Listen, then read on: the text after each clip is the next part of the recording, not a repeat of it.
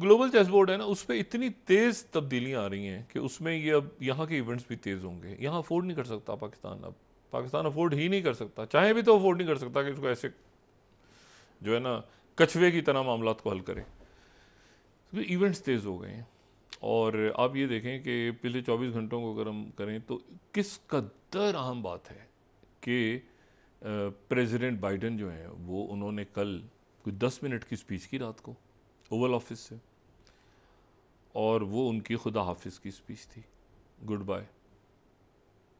किस कदर अजीब बात है, यानी 1968 के बाद कोई सदर जो है वो दूसरी टर्म में नहीं जा रहा, और बादल ना ख्वास्ता उनको एक ऐसे सिनेरियो में वो गए हैं जहाँ पर उनको मतलब है कि आखिर तक उनको लोग कहते रहे कि आप हट जाएं हट जाएं हट जाएं, लेकिन उन्होंने तभी उनका दिल नहीं चाह रहा जाने को।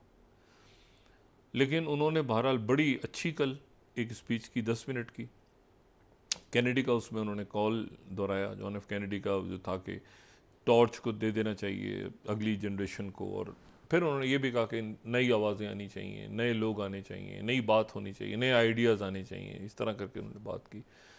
और साथ ही उन्होंने एक बड़ी अच्छी उनकी स्पीच थी, और वो एक खुदा हाफिज़ की स्पीच थी, वो 10 मिनट की उन्होंने स्पीच की। और अब जो है लेकिन कैमला हैरिस जो हैं वो आगे आ रही हैं, तेज़ी करती हैं वो, और उधर से ट्रम्प तो पहले अनाउंस कर चुके हैं। ट्रम्प तो उस पर थे ना, गोली लगी और ये सारा, उसके ऊपर वो बड़ा ज़बरदस्त उनका लॉन्च हो गया था। लेकिन ये कि अब उन्होंने पूरी स्ट्रेटजी चेंज करनी होगी। अब सामने खातून आ रही है, ना कोई उनकी स्कैंडल है, ये हिलरी क्लिंटन नहीं है जिनके पास वो ईमेल्स, लिबिया विबिया, ये बेनगाजी और सारा वो पीछे आ गया था। तो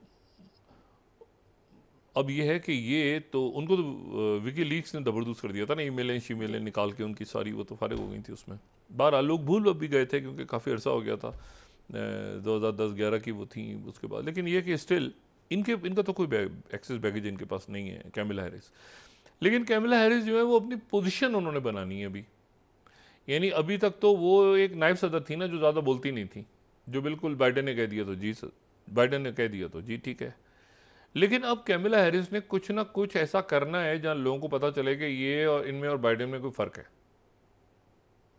देखिए ना, अब जैसे बरतानिया है, तो बरतानिया के अंदर लेबर पार्टी आ गई है, तो लेबर पार्टी के आने से वहाँ ना सिर्फ दाखिली बल्कि खारजी महाज पे भी उनके जो है वो पॉलिसीज़, एक अफसोसनाक वाक़या जो एयरपोर्ट पे पेश आया है, वो उस पर मैं बात नहीं कर रहा था, वो एक वाक़या है, लेकिन मजमूई तौर पर वो जो डोमेस्टिक पॉलिसीज़ हैं और जो फॉरेन पॉलिसीज़ हैं, तो लेबर पॉलिसी उसको चेंज करेगी। लेबर पॉलिसी ने मिसाल के तौर पे वो जो आलमी अदालत इंसाफ है उसके फ़ैसले के ऊपर अमल दरामद करने का उनका इरादा है, ये नेतन्याहू के ऊपर प्रेशर डालने के लिए। मज़ीद उन्होंने अक़वाम मुत्तहिदा की जो रिलीफ है उसको पैसा देने शुरू कर दिया है। तो लेबर पार्टी असर्ट करेगी, और फ्रेश नए लीडर आके तो वो जो है ना उनके पास सुकून के साथ, और वो कंजर्वेटिव ऋषि सुनाक वगैरह, उनको बड़ा अरसा लगेगा दोबारा से, वो इतने 14 साल में इतना गुफअप करके गए। प्लस ये कि यूके यूरोप क्या जाता है, मतलब बहुत कुछ ऐसा है। और इस इलेक्शन में एक बात और भी तो बहुत आम हुई है ना, स्कॉटलैंड की अलहदगी की जो पार्टी डिमांड कर रही थी वो भी हार गई, लेबर ने उनको भी साफ कर दिया, तो बड़ी तब्दीली आ रही। लेकिन कमिंग बैक टू यूएस, अच्छा वो 10 मिनट के खिताब में उन्होंने खुदा, ठीक है, उसके बाद ये हुआ कि उससे पहले नेतन्याहू साहब पहुंचे कैपिटल हिल, उन्होंने खिताब किया। आधे से ज़्यादा डेमोक्रेट्स गायब थे, जिसमें इंपॉर्टेंट नाम बहुत सारे थे, कैमला हैरिस भी नहीं थी, लेकिन नैन्सी पेलोसी भी नहीं थी, और आधे डेमोक्रेट्स में नैन्सी पेलोसी जो कि साबिक स्पीकर हाउस है वो भी नहीं थी।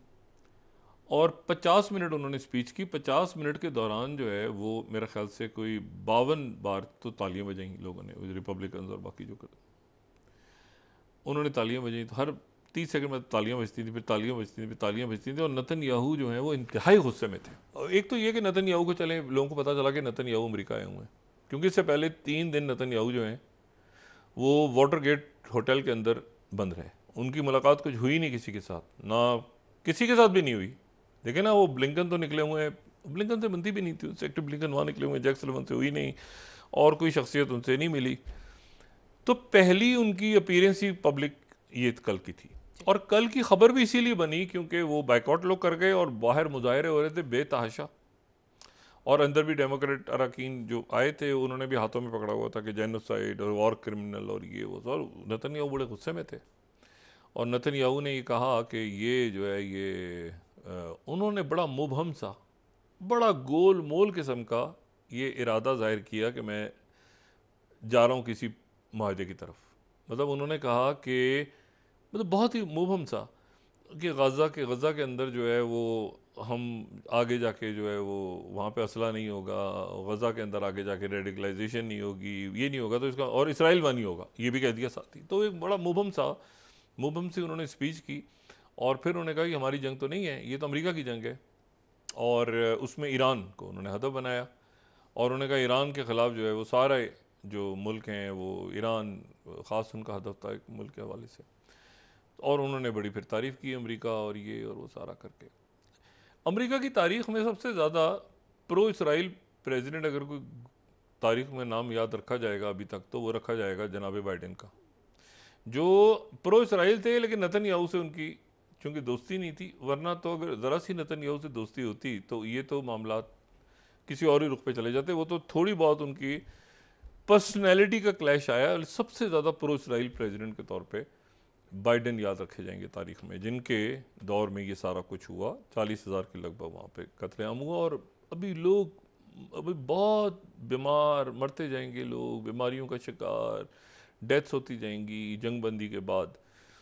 आज दोबारा पहुँच गई ये टीम, इसराइल की मुज़ाकराती टीम, और वो काहिरा दोहा इस दरमियान शटल दोबारा कर रही है मुज़ाकरात को हतमी शक्ल देने के लिए।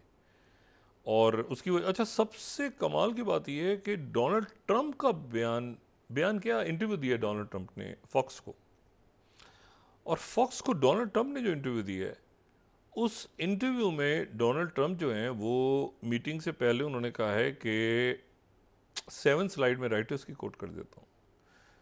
उसमें डोनाल्ड ट्रंप आज तो मिल रहे हैं ना, ये बाइडेन और हैरिस से अभी मुलाकात हो जाएगी नेतन्याहू की, बाइडेन और कैमिला हैरिस से आज ही मुलाकात हो जाएगी। उसके बाद निकल जाएंगे फ्लोरिडा और वहाँ जाके ट्रंप से मिलेंगे। ट्रंप ने फॉक्स को इंटरव्यू दिया और ये राइटर्स को मैं कोट कर रहा हूँ 7 slide. Trump ahead of Netanyahu's meeting urges quick end to war और रिटर्न ऑफ हॉस्टेजेस। ठीक है, फॉक्स न्यूज़ पे, यानी उसके नेतन्याहू के आने से पहले ही अनएक्सपेक्टेडली ट्रंप ने कहा है कि मैं, अच्छा उसने फिर ट्रंप भी अपना एक बादशाह आदमी है, कहते हैं ये जंग ख़त्म होना इसलिए ज़रूरी है कि इसराइल की बैड पब्लिसिटी हो रही है दुनिया में। ये पब्लिसिटी ख़राब, मैसेज ख़राब जा रहा है दुनिया में इसराइल के बारे में। मैं इसराइल का बहुत बड़ा हामी हूँ, मैसेज चूँकि अच्छा नहीं जा रहा, दुनिया में बड़ी बदनामी हो रही है इसराइल की, इसलिए फौरी तौर पर जंगबंद की जाए। और फौरी तौर पर वहाँ पर जो है मतलब वो बस मतलब जंगबंदी इसलिए कर दी जाए फौरी तौर पे सीज फायर कि इट्स बैड पब्लिसिटी, एग्जैक्ट जो वर्ड्स थे उनके, वो थे बैड पब्लिसिटी। अच्छा जी, लेकिन बहरहाल जंगबंद की जाए। तो नेतन्याहू से कहेंगे कि भाई तुम्हारा इमेज बड़ा ख़राब हो रहा है दुनिया में, जंगबंद करो, इमेज ख़राब हो रहा है तुम्हारा। वजह ये बयान हुई है, बाकी जो गज़ा में हुआ है वो उसको उन्होंने ख़ास जिक्र नहीं किया। तो उन्होंने मुजाहिरीन की मजम्मत भी की कि इस तरह से नहीं करना चाहिए था, नेतन्याहू को वॉर क्रिमिनल कहना, ये वो कहना। लेकिन अब देखना ये है कि कैमिला हैरिस किस तरह से अपने आप को अलग करती हैं, क्योंकि ये एक बहुत बड़ा मसला है। एक रिपब्लिकन्स तो कह ही रहे हैं, लेकिन साथ डेमोक्रेट्स की तरफ से भी अंदर ही अंदर चुपके चुपके ये बात हो रही है कि बाइडेन को रिज़ाइन कर देना चाहिए। क्योंकि बाइडेन अगर रहेंगे, देखें एग्जीक्यूटिव ऑर्डर वो साइन करते रहेंगे और वो प्रेसिडेंट रहेंगे, उनको कोई कह तो नहीं सकता कि आप जाएं। लेकिन सदारती इलेक्शन में कभी इस तरह हुआ नहीं है कि कोई हिस्सा दूसरी दफ़ा ना ले। देखिए ना, 2 टर्म्स होती हैं ना, तो वही बंदा सदर भी होता है, वही इलेक्शन भी लड़ रहा होता है, तो वही कंपेन में भी हो, तो वही ओवरऑल वही होता है ना हर जगह। मतलब उसके मद्दे मुकाबले कोई दूसरा है लेकिन वो दूसरे टर्म में इलेक्शन लड़ रहा है। लेकिन अब यहाँ मसला ये है कि वो जो इलेक्शन लड़ने वाली पर्सनैलिटी वो कोई और है, जो सदर है वो कोई और है, उसी पार्टी का जी। और एक जो है वो मतलब वो एक अजीब सी सूरत है। हर एक को पता है कि जाना नहीं चाहते थे बाइडेन, बड़ी मुश्किलों से नैन्सी पेलोसी, तो ओबामा, तो ये तो वो, तो सब ने जा जाकर उनको कायल किया। तो आज जो है वो नेतन्याहू की मुलाकात है कैमिला हैरिस से और बाइडेन जो है वो ये कहते हैं कि मैं अपना जो फोकस है आखिरी जो ये 6 महीने भी रहते हैं उसमें सारा मेरा फोकस रहेगा गज़ा पे, और उसके साथ साथ फोकस मेरा रहेगा यूक्रेन पे। जी। कि यूक्रेन की जंग ख़त्म हो, उसमें तो चाइना आ चुका है आगे। और ये जो मामला है इसमें भी चाइना आ चुका है आगे ऑलरेडी। लेकिन बहुत से अरब ममालिक वहाँ पर, जो अरब ममालिक और बाकी शख्सियत, वो चाहते हैं कि कोई ऐसा वज़ीर आज़म आए जो उनकी, लेकिन चूंकि चाइना डिसाइड कर गया हुआ है सारा, तो चाइना ने जो भी नाम दिए हैं, तो हमास और उसमें फ़लस्तीनी अथॉरिटी और इस्लामी जिहाद और बाकी सारी पार्टियों को, 14 पार्टियों को बिठा के, तो वहाँ पर यह भी तय हो गया होगा कि भाई उसके बुनियादी खदोखाल आगे क्या होंगे। और चूँकि चाइना भी दरमियान में आ गया है एज अ मीडिएटर, तो ये बात बड़ी इंपॉर्टेंट है। और मैं वक्फे पे जाने से पहले सिर्फ अगर एक आध मिनट तो चंद सेकंड और ले लूँ, एक बड़ी और इम्पॉर्टेंट बात है कि जो बशारुल असद हैं, बशारुल असद पहुंच गए हैं अचानक मॉस्को।